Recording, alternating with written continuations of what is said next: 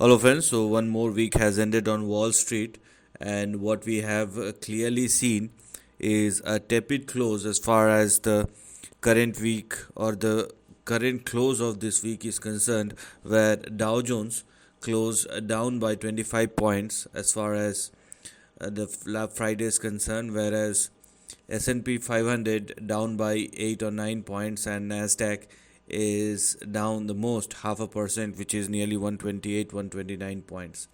And we have seen a slight bit of increase in VIX, and the closing is or at 20, which is a bit more uh, on the higher side, I would say. Now, what does these moves or what does these close represent is something which we are going to discuss, and what kind of indications we are actually getting, because when we if you remember the last week's video, what I have specifically talked about is the near term correction, and it looks like that the near term correction prevails, and that is something which we are going to discuss as far as the charts are concerned. So let's start with the first, and we are going to talk about the price chart of Dow Jones, and you can clearly see we are looking at a very immediate price action, or here I'm talking about the hourly chart, where we are going to have, with the current close which we have in front of us, we first of all have these two levels representing our target or resistance on the upside.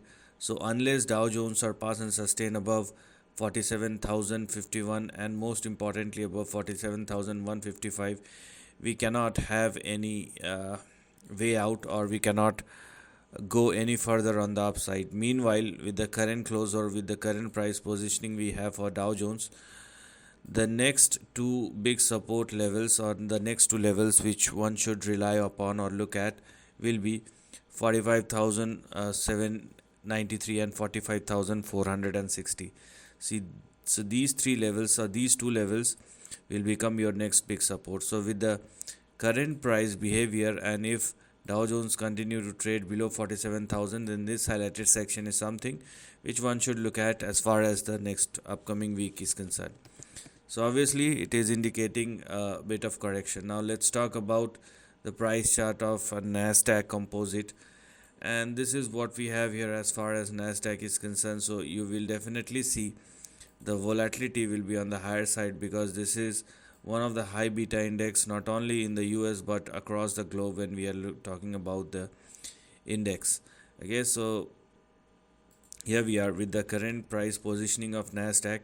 It is also trading in between a range, and I think I have talked about this range last week, and it is playing out the way we have discussed the chart or the price behavior last week. So as far as Nasdaq is concerned, similar to Dow Jones, let us just wait for the Nasdaq to surpass and sustain both above 23,000 and also above 23,141. They are your target or resistance.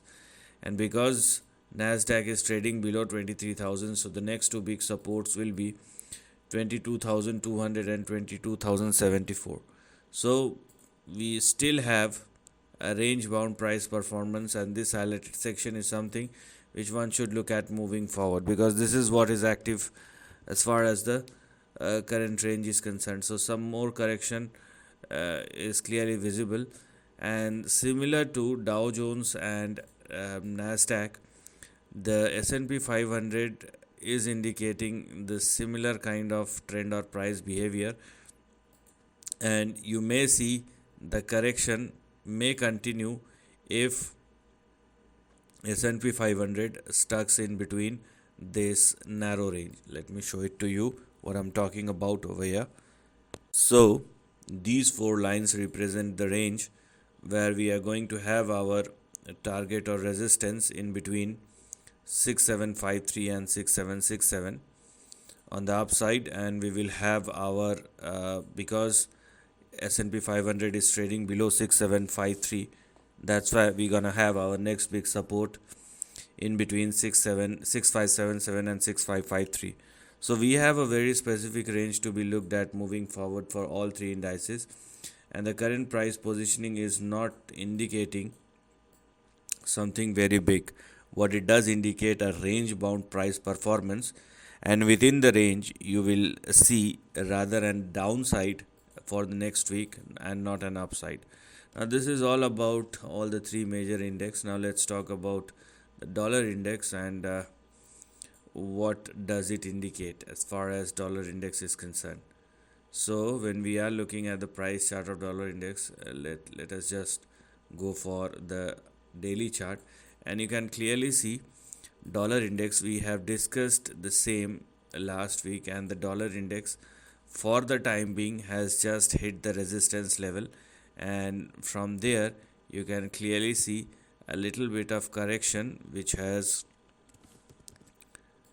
just started. So what is active as far as dollar index is concerned is this highlighted section, which you can consider as your current range or the range in between which the dollar index is trading. So the condition here is, if dollar index continue to face resistance or continue to trade below 100.43 and most importantly below 100.27, then the next two very important support levels, or you will see the range may continue and dollar index may swing back towards the lower end of the range, and it will be in between 96.5 and 96.2 respectively. So what has now become active, or what has been going on for the last couple of months, is a consolidation within this highlighted section. So it looks like, if you look at the current price behavior of dollar index, so it looks like although there may be some correction visible in the equity market, but you may see